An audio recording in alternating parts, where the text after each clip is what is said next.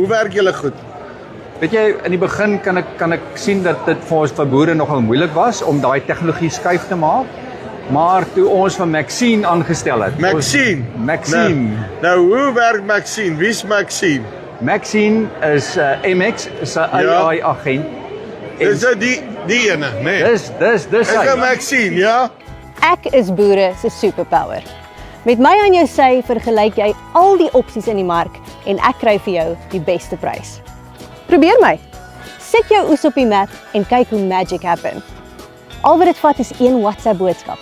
Noem vir my jou dorp en waarmee jy boer. Dis Maxine. En wat Maxine doen, sy doen al die harde werk namens 'n boer. So jy praat met Maxine op WhatsApp soos wat jy met 'n mens praat. Ja. Maar sy raak slimmer by die dag oor jou boerdery. Ja. En sy weet waar jy boer en jy sê vir haar waar jy boer en waarmee jy boer. En wanneer jy 'n prys vir haar vra, dan haal sy uit ons algoritmes uit, haal sy vir jou 'n prys vir jou boerdery en waar jy is. So al hierdie kostes, silokostes en vervoerkostes en marges word bereken tot jy 'n netto prys in jou sak kry daar waar jy So boer. ek WhatsApp en sê luister nie, ek het 2000 ton mielies Maxine, gee vir my 'n prys vandag. Presies.